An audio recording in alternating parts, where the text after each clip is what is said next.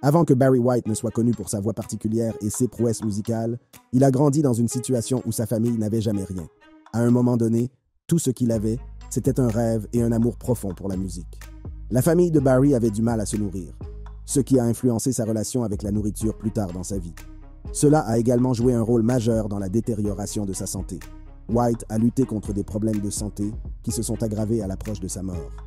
L'icône musicale largement connue sous le nom de Morse de l'amour est décédée après avoir lutté contre d'importantes complications de santé mal gérées, tout en faisant face à d'énormes critiques de la part de ses fans. Le parcours de Barry White. Né Barry Eugene Carter, il a surmonté les difficultés et les échecs pour devenir une figure emblématique de l'industrie musicale. L'enfance de Barry White a été marquée par un lien profond avec la musique et une passion qui allait façonner son avenir. Les parents de Barry sont Melvin A. White et Sadie Mary Carter. Bien que ses parents ne se soient jamais mariés, Barry a pris plus tard le nom de famille de son père. Ayant grandi dans le quartier de Watts, dans le centre-sud de Los Angeles, Barry a été exposé à un large éventail de genres musicaux grâce à la collection de musique classique de sa mère. C'est grâce à ces disques qu'il a découvert sa passion pour le piano. Jeune garçon, Barry passait des heures assis au piano, imitant les sons qu'il entendait sur les disques. Il était captivé par les mélodies et les harmonies et il était clair qu'il avait un talent naturel pour la musique. Sa mère, reconnaissant son potentiel, l'a encouragé à poursuivre sa passion. Mais la musique classique n'est pas la seule à avoir influencé Barry. Vivant dans un quartier connu pour sa scène musicale dynamique, il a été exposé à une variété de genres, dont le jazz, le blues et le gospel. Ces sons se sont infiltrés dans son âme, façonnant ses goûts musicaux et l'incitant à explorer différents styles. L'un des moments clés du parcours musical de Barry s'est produit alors qu'il n'avait que 11 ans. On lui attribue souvent le rôle de pianiste sur le tube de 1956 de Jesse Belvin, Good Night My Love. Cette reconnaissance précoce de son talent lui a donné un avant-goût de l'industrie musicale et a nourri son désir de poursuivre une carrière dans la musique. Cependant, il est important de noter que dans une interview accordée en 1995 au Boston Herald, Barry a nié avoir écrit ou arrangé la chanson. Il pensait que l'histoire était une exagération de la part des journalistes. Bien que Barry et Belvin aient vécu dans le même quartier, il y avait une différence d'âge significative, Belvin ayant 12 ans de plus qu'eux. Néanmoins, cette expérience a servi de tremplin au parcours musical de Barry. Les talents musicaux de Barry continuent de se développer lorsqu'il entre à la Jacob A. Riis High School, une académie réservée aux garçons dans le sud-est de Los Angeles. C'est au cours de son adolescence que Barry voit sa voix s'approfondir soudainement, ce qui le surprend, ainsi que sa mère. Sa voix d'enfant grinçante s'est transformée en un baryton profond et riche qui est devenu sa signature. En réfléchissant à cette transformation, Barry se souvient « J'avais une voix d'enfant normale et grinçante. Puis, à l'adolescence, cela a complètement changé. Ma mère a pleuré parce qu'elle savait que son petit garçon était devenu un homme. » Lors d'une interview accordée en 2000 à Conan O'Brien, il a également révélé « Je me suis réveillé un matin, à l'âge de 14 ans. J'ai parlé à ma mère et je nous ai fait peur à tous les deux. » Ce changement soudain dans sa voix a ajouté un élément unique et captivant à ses capacités musicales. Malgré son talent indéniable, le chemin de Barry vers le succès n'a pas été sans embûches. À l'âge de 16 ans, il se retrouve en prison pour avoir volé des pneus de Cadillac d'une valeur de 30 000 $, ce qui équivaudrait à environ 290 000 $ aujourd'hui. C'est au cours de son séjour en prison que Barry a vécu une expérience qui a changé sa vie. Il y écoute Elvis Presley chanter « It's Now or Never » à la radio. Ce moment a marqué un tournant pour Barry, qui a compris que la musique pouvait toucher la vie des gens. Il dira plus tard que cette expérience a changé le cours de sa vie et l'a incité à poursuivre une carrière dans l'industrie musicale. Un autre moment important de la vie de Barry s'est produit le jour de son 18e anniversaire. C'était aussi le premier jour de sa rentrée au lycée. Au lieu d'aller en classe, Barry a pris une décision audacieuse. Il a séché les cours et s'est rendu à pied au siège de Capitol Records à Hollywood. Inspiré par l'animation de la région, Barry s'est fermement engagé à travailler à Hollywood et à se faire une place dans l'industrie musicale. Il était prêt à travailler dur et à surmonter tous les obstacles qui se dressaient sur sa route. Le parcours de Barry a été alimenté par sa foi inébranlable en ses propres capacités et par la poursuite incessante de ses rêves. L'enfance de Barry White et ses premières influences musicales ont jeté les bases de son remarquable parcours de musicien. De son amour pour le piano et de ses diverses expériences musicales à sa voix transformatrice et à ses moments d'inspiration décisifs, son histoire est celle de la résilience, de la passion et de la poursuite d'un rêve. Se destinant à une carrière dans la musique, Barry a commencé à s'immerger dans l'industrie. Il a cherché des occasions de montrer son talent, collaborant avec divers artistes et perfectionnant ses compétences en tant que chanteur et auteur-compositeur. Bien qu'il ne sache ni lire ni écrire la musique, Barry s'est fié à son instinct musical inné et à sa capacité à communiquer par le biais de sa voix pleine d'âme. Le mélange unique de la voix profonde et veloutée de Barry et de ses paroles sincères a commencé à attirer l'attention des initiés de l'industrie. Son talent et son charisme sont indéniables. et il ne tarde pas à être reconnu pour son son distinctif. Le parcours de Barry, de la cellule de prison au studio d'enregistrement, témoigne de sa résilience et de sa détermination inébranlable. Lorsque la carrière de Barry White a commencé à décoller, il est devenu un précurseur dans l'industrie musicale. Sa voix pleine d'âme et ses ballades romantiques ont trouvé un écho auprès du public du monde entier, ce qui lui a valu une base de fans dévoués et les éloges de la critique. Le succès de Barry témoigne de sa capacité à surmonter l'adversité et à transformer sa vie grâce au pouvoir de la musique. Le séjour de Barry White en prison et sa décision ultérieure de poursuivre une carrière dans l'industrie du spectacle ont mis en évidence sa détermination et sa résilience inébranlables. De son expérience transformatrice en prison à sa décision audacieuse le jour de ses 18 ans, l'histoire de Barry est celle d'une rédemption et de la poursuite d'un rêve contre vent et marée. La musique de Barry White. Le parcours de Barry White dans l'industrie musicale a commencé au début des années 1960, après sa sortie de prison. Laissant derrière lui son passé trouble, il se lance dans une carrière musicale, en commençant par des groupes de chanteurs et des collaborations avec divers artistes. Après sa libération, White rejoint The Upfronts et sort Too Far to Turn Around en 1960, marquant ainsi sa première incursion sur la scène musicale. Il travaille ensuite avec de petits labels indépendants à Los Angeles, enregistrant des singles sous son propre nom. Soutenu par des groupes vocaux tels que The Atlantics et The Majestics, White met en valeur ses prouesses vocales et sa polyvalence. En 1965, White devient producteur et travaille avec les Bel Cantos, produisant leur single Feel Alright sur le label Downey. Cette expérience lui permet d'affiner ses compétences et de s'imposer comme un producteur de talent. Le talent de White en tant qu'auteur-compositeur, musicien de studio et arrangeur attire l'attention de Bob Keane. Propriétaire de Delphi Records, Keane engage White en tant qu'A&R man pour son nouveau label Bronco Records, où il travaille avec des artistes tels que Viola Wills et de Bobby Fuller-Four. La collaboration avec ces artistes a permis à White de montrer sa polyvalence et sa créativité dans l'industrie musicale. À cette époque, White découvre la chanteuse Phyllis Taylor et coécrit son tube I Feel Love Coming On avec son ami Paul Politi. La chanson a connu un succès massif au Royaume-Uni, renforçant encore la réputation de White en tant qu'auteur, compositeur et producteur de talent. En 1967, White sort son propre single, All in the Run of a Day, produit par lui-même et Bob Keane. Il s'agit de l'un de ses premiers projets en solo qui démontre sa capacité à créer une musique captivante en tant qu'artiste solo. Le talent de White s'étendait au-delà des genres traditionnels, puisqu'il a même écrit Doing the Banana Split pour le groupe populaire de pop bubblegum de la télévision, The Banana Splits, en 1968. Cela démontre sa polyvalence et sa volonté d'explorer différents styles musicaux. En 1969, White signe avec Forward Records de Los Angeles en tant que producteur, ce qui consolide sa position dans l'industrie musicale. Cette opportunité lui permet de travailler avec une grande variété d'artistes et d'élargir ses horizons musicaux. À l'approche des années 1970, la carrière de White prend un tournant important lorsqu'il découvre un groupe de filles appelé Love Unlimited.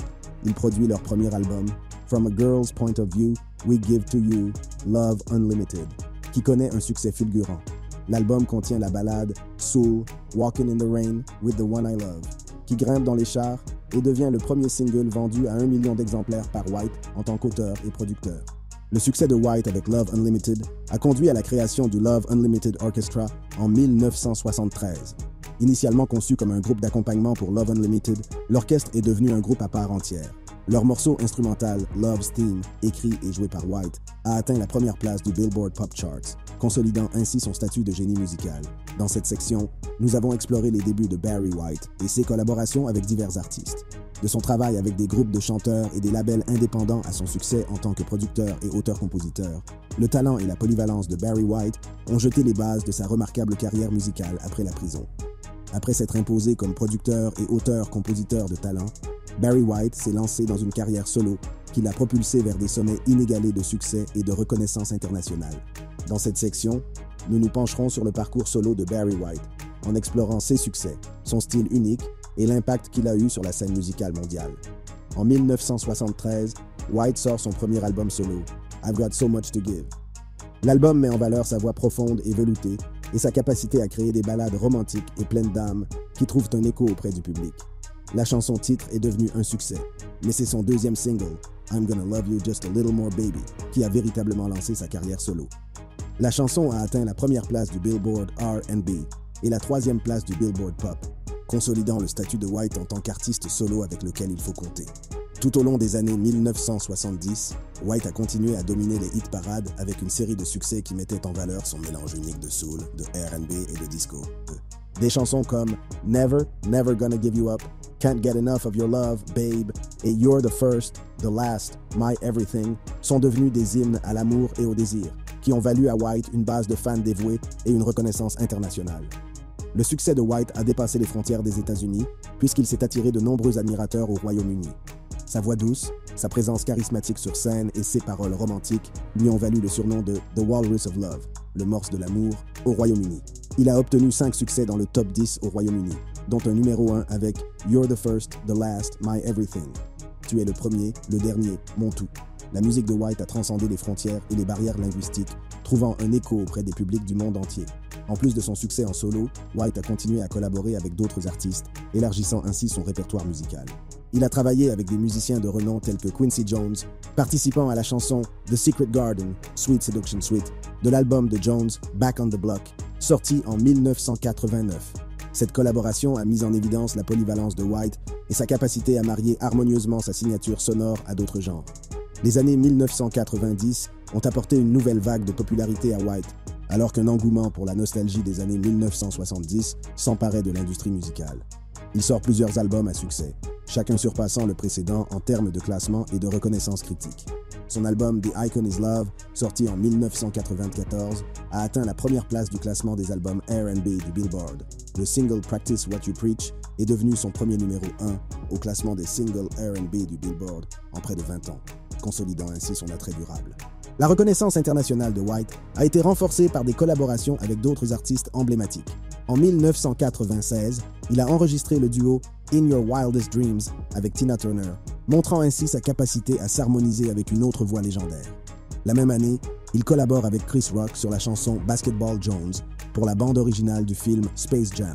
Ces collaborations démontrent la capacité de White à s'adapter et à rester pertinent dans un paysage musical en constante évolution. À la fin des années 1990, White sort son dernier album, Basketball Jones. L'album contient le tube du même nom, qui atteint la 45e place du Billboard R&B Charts.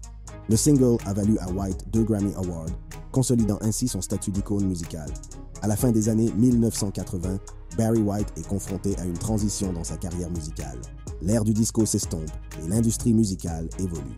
Malgré ces changements, le talent de White et la fidélité de ses fans lui ont permis de conserver une place importante dans l'industrie. Dans cette section, nous explorerons la transition de White, son héritage et l'impact qu'il a laissé sur le monde de la musique. Après avoir connu un déclin dans les hit-parades à la fin des années 1980, White a pris une décision stratégique en signant avec A&M Records au début des années 1990. Cette décision s'est avérée être un tournant dans sa carrière, puisqu'il a connu un regain de popularité. Son album Put Me in Your Mix, sorti en 1991, a atteint la 8e place du classement Billboard R&B Albums. La chanson-titre est devenue un succès, atteignant la 2e place du classement des singles R&B du Billboard. Ce succès a marqué un nouveau chapitre pour White, démontrant sa capacité à s'adapter aux nouvelles tendances musicales tout en restant fidèle à sa signature. En 1994, White a sorti The Icon Is Love, un album acclamé par la critique qui a atteint la première place du Billboard R&B. Le single principal de l'album, Practice What You Preach, est devenu un énorme succès et a valu à White sa première place au Billboard R&B depuis près de 20 ans. Le premier single de l'album, Practice What You Preach, est devenu un énorme succès, permettant à White d'atteindre la première place du classement Billboard R&B depuis près de 20 ans. Le succès de cet album a consolidé le statut de White en tant qu'artiste légendaire et a démontré son attrait durable. La musique et le style de White ont eu un impact profond sur l'industrie musicale et la culture populaire. Sa voix profonde et résonante, associée à ses paroles romantiques, lui ont valu divers surnoms tels que The Walrus of Love, Dr. Love et Prince of Pillow Talk, le prince de la conversation sur l'oreiller. Sa présence charismatique sur scène et sa personnalité plus grande que nature ont fait de lui une figure adorée des fans et de ses collègues musiciens. L'influence de White s'est étendue au-delà de sa propre musique. Son travail de production et ses collaborations avec d'autres artistes ont mis en évidence sa polyvalence et sa capacité à faire ressortir ce qu'il y a de meilleur chez les autres. Ses collaborations avec Tina Turner, Quincy Jones et d'autres artistes ont démontré sa capacité à marier harmonieusement son son avec différents genres et artistes, laissant une marque indélébile sur leurs œuvres respectives. L'héritage de Barry White continue de résonner dans l'industrie musicale. Sa voix pleine d'âme, ses ballades romantiques et ses tubes intemporels ont résisté à l'épreuve du temps. Sa musique reste un incontournable des stations de radio, des bandes originales de films et des listes de lecture romantiques. Des artistes de toutes les générations ont été inspirés par son style unique et ont cherché à imiter son succès. L'impact de White sur la culture populaire ne se limite pas à sa musique. Son apparence distinctive, avec sa large carrure, sa pilosité faciale et sa voix grave, en a fait un personnage immédiatement reconnaissable. Il est devenu une icône de l'amour et de la romance, ses chansons servant de bande sonore à d'innombrables histoires d'amour. Au cours de sa carrière et de ses succès, la star de la musique qui a séduit le monde entier avec ses airs romantiques a trouvé l'amour à plusieurs reprises. Le voyage de Barry White vers l'amour et le mariage a commencé avec son amour de jeunesse, simplement appelé Mary, comme il l'a mentionné dans son autobiographie. Ils ont échangé leurs vœux alors que Barry n'avait que 19 ans, plein d'espoir et de rêves pour leur avenir commun. Cependant, leur mariage a connu son lot de difficultés et ils ont fini par prendre des chemins différents. Au cours de leur vie commune, Barry et Mary ont eu 2 enfants. Les détails de leur nom et de leur vie restent largement inconnus, Barry préférant garder sa vie privée. Mais derrière les portes closes, le couple a connu les joies et les difficultés de la parentalité, élevant leurs enfants dans le contexte de la carrière musicale en plein essor de Barry. Alors que l'étoile de Barry continue de monter, les pressions de la célébrité et les exigences de sa profession mettent à mal leur relation. Les contraintes d'une carrière très médiatisée et les feux de la rampe constant s'avèrent trop lourds à porter pour leur jeune mariage. En 1969, après plusieurs années d'efforts, Barry et Mary prennent la difficile décision de se séparer. Leur séparation a marqué la fin de leur parcours romantique, mais elle n'a pas rompu le lien qu'ils partageaient en tant que parents. Malgré les difficultés qu'ils ont rencontrées en tant que couple, ils sont restés déterminés à coparentaliser leurs enfants et à leur apporter amour et soutien. Le premier mariage de Barry White a joué un rôle important dans son parcours de père. Les expériences et les leçons tirées de cette période ont sans aucun doute influencé son approche de la parentalité dans les années à venir. Alors que la carrière musicale de Barry continue de monter en flèche, il retrouve l'amour et entame un nouveau chapitre de sa vie. En 1974, il divorce de Mary et se tourne vers un avenir plein de nouvelles possibilités. Il était loin de se douter que son prochain mariage ne lui apporterait pas seulement l'amour, mais aussi un partenariat musical qui captiverait le public du monde entier. Après la fin de son premier mariage, le cœur de Barry White a trouvé du réconfort dans les bras de la chanteuse Claudine James. Leur histoire d'amour a commencé à se dérouler et ils se sont bientôt embarqués dans un voyage qui allait entremêler leur vie, tant sur le plan personnel que professionnel. L'union de Barry et Claudine n'est pas seulement un mariage, mais aussi un partenariat musical. En 1981, ils ont collaboré à l'album Barry and Claudine, mettant en évidence leur indéniable alchimie et leur talent. Leurs voix se mêlent harmonieusement, créant un son unique qui trouve un écho auprès du public du monde entier. Si leur collaboration musicale est florissante, les rapports indiquent que leur relation personnelle a connu son lot de difficultés.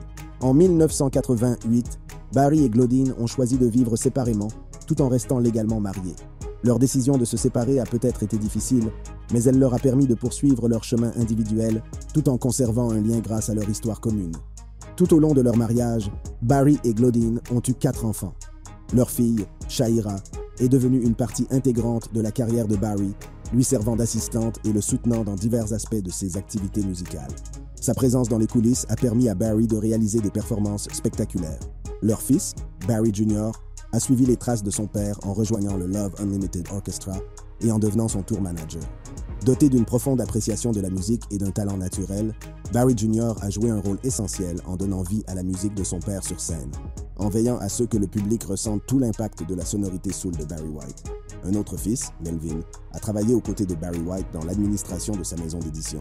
Ses contributions à la gestion de l'aspect commercial de la carrière musicale de Barry ont été inestimables, contribuant à assurer le succès et la longévité du catalogue musical de son père.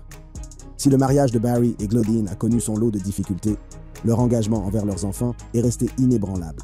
Ensemble, ils ont surmonté les difficultés de la coparentalité, apportant amour, soutien et conseils à leurs 4 enfants. En plus des enfants issus de leur mariage, Barry White a également eu une fille nommée Denise Dell, née en 1962, d'une relation avec Guta Allen. Denise a découvert l'identité de son père biologique en 1988 et, avec le soutien de Barry, a changé son nom en Denise White. Cependant, après le décès de Barry, elle a intenté une action en justice contre sa succession lorsqu'elle a cessé de recevoir un soutien financier. Le dévouement de Barry White à l'égard de ses enfants est évident dans la manière dont il les a impliqués dans sa carrière musicale. Qu'il s'agisse de l'aide de Shahira en coulisses ou des contributions de Barry Jr. sur scène, ses enfants ont joué un rôle essentiel dans son succès. Leur participation a non seulement permis de mettre en valeur leur talent, mais aussi de renforcer le lien entre père et enfant. En réfléchissant au second mariage de Barry White et aux enfants issus de cette union, nous voyons la tapisserie complexe d'amour, de musique et de famille qui a défini sa vie. Malgré les difficultés rencontrées dans ses relations personnelles, l'engagement de Barry envers ses enfants est resté inébranlable, laissant un héritage durable qui s'étend au-delà de sa musique. Les problèmes de santé et les derniers moments de Barry White. Barry White, l'artiste légendaire à la voix profonde et veloutée, semblait avoir tout pour lui. La célébrité, le succès et l'adoration de ses fans. Mais en coulisses, il a dû faire face à une série de problèmes de santé qui ont fini par avoir un impact sur sa capacité à se produire. De l'hypertension artérielle à l'insuffisance rénale, les problèmes de santé de White ont été une bataille constante tout au long de sa carrière. Cependant, ce n'est qu'à la fin de sa carrière musicale que ces problèmes de santé sont devenus prépondérants. Selon des initiés, Barry marchait avec une canne et un déambulateur lorsqu'il n'était pas devant un micro ou en public. Selon le docteur Michael Hunter, médecin légiste, la défunte star était connue pour sa voix et sa taille, qui sont devenus un facteur de sa santé défaillante. Les investigations et déductions du Dr Hunter sur les complications de santé de Barry se sont réduites à une série de problèmes auxquels il a été confronté tout au long de sa vie. Après avoir relancé sa carrière dans les années 1990, Barry White a entamé une tournée dans les années 2000, mais sa santé l'en a empêché. De nombreuses dates ont été annulées ou reportées en raison de son mauvais état de santé. D'après les archives, Barry White mesurait près de 1,80 et pesait 364 kg au moment de sa mort. Cela correspondait à un indice de masse corporelle de 44,7, alors que la norme est de 30. Selon le Dr Hunter, toute personne dont l'IMC est supérieur à 30 est considérée comme obèse. Rétrospectivement, l'IMC de Barry White le classait dans la catégorie des obèses morbides. L'obésité est généralement liée à la génétique, à des problèmes de santé ou à une relation avec la nourriture. Et dans le cas de Barry, ses habitudes alimentaires ont pu jouer un rôle important. Pendant son enfance, la mère célibataire de Barry a dû lutter pour se nourrir avec ses maigres revenus, et il n'y avait jamais assez de nourriture à la maison. Cette situation s'est répercutée dans sa vie de jeune artiste en difficulté. Cependant, après avoir gagné de l'argent, Barry est devenu célèbre pour son grand appétit. C'est en 1995 que les problèmes de santé de Barry White sont apparus au grand jour. Admis à l'hôpital en raison d'une hypertension artérielle causée par son poids, le chanteur s'est réveillé. Déterminé à changer les choses, il s'est lancé dans un voyage pour améliorer sa santé et son bien-être. Cependant, ses problèmes de santé persistent et ne tardent pas à l'empêcher de donner des concerts envoûtants. Au fil des ans, la santé de M. White a continué à se détériorer. L'insuffisance rénale devient un problème majeur et il se retrouve sous dialyse dans l'attente d'une greffe. Les conséquences de ces problèmes de santé sont évidentes et il devient de plus en plus difficile pour Barry White de conserver sa voix grave et sa présence énergique sur scène. Malgré ses revers, Barry White est resté fidèle à son art et à ses fans. En 2003, il a entamé une tournée très attendue, espérant partager sa musique avec le public du monde entier. Cependant, il était loin de se douter que cette tournée marquerait un tournant dans son combat pour la santé. L'année 2003 devait être triomphale pour Barry White, qui entamait une tournée très attendue pour partager sa musique avec ses fans du monde entier. Cependant, il était loin de se douter que sa santé déclinante jetterait une ombre sur ses représentations, le laissant, lui et ses fans, dévastés. Au début de la tournée, il est devenu évident que les problèmes de santé de Barry White l'empêchaient de donner les spectacles électrisants pour lesquels il était connu. Le chanteur, autrefois énergique et charismatique, a désormais du mal à se tenir debout et à se déplacer sur scène. Le contraste est saisissant avec le Barry White que les fans ont appris à connaître et à aimer. Lors d'un des premiers concerts de la tournée à Sydney, en Australie, l'impact de la santé déclinante de White est devenu douloureusement apparent. Les fans qui avaient payé avec enthousiasme pour voir leur idole ont été déçus et inquiets en constatant qu'il avait du mal à se produire. La déception s'est rapidement transformée en critique, certains fans allant même jusqu'à huer le chanteur bien-aimé. Ce fut un moment déchirant pour White, qui avait consacré sa vie à la musique et à la joie de ses fans. Malgré la réaction de la foule, Barry White a continué à aller de l'avant, déterminé à donner le meilleur de lui-même malgré la détérioration de son état de santé. Sa passion pour la musique et son engagement envers ses fans l'ont poussé à persévérer, même dans l'adversité. Mais il était clair que son corps avait du mal à suivre son esprit inébranlable. L'impact de sa santé déclinante sur ses performances est indéniable. La voix puissante et résonante qui avait captivé le public pendant des décennies vacille et s'affaiblit. L'énergie et la présence sur scène qui avaient électrisé les foules ont été remplacées par un sentiment de fragilité et de vulnérabilité. Ce fut un spectacle douloureux pour White et ses fans, qui s'attendaient à ce que l'icône de la musique soit brillante. Malheureusement, ses problèmes de santé sont devenus trop lourds. En mai 2003, Barry White a été victime d'une grave attaque cérébrale qui l'a contraint à se retirer de la vie publique. L'attaque l'a laissé physiquement affaibli et incapable de continuer à se produire. Ce fut un coup dévastateur pour White et ses fans, qui espéraient une guérison miraculeuse lui permettant d'honorer la scène une fois de plus. Le 4 juillet 2003, Barry White est décédé, laissant derrière lui une œuvre inachevée et des fans au cœur brisé. Ses problèmes de santé ont écourté sa carrière et privé le monde d'un véritable génie musical. Les fans du monde entier ont ressenti cette perte profondément, pleurant la disparition d'une légende. Bien que ses dernières prestations n'aient pas été à la hauteur de leurs espérances, elles constituent un rappel poignant de l'empreinte indélébile qu'il a laissée sur l'industrie musicale. Nous vous remercions de vous être joints à nous pour cet article sur l'une des figures de proue les plus vénérées de la musique. Nous avons d'autres vidéos intéressantes pour vous. Il vous suffit d'appuyer sur la carte sur votre écran. Adios pour l'instant.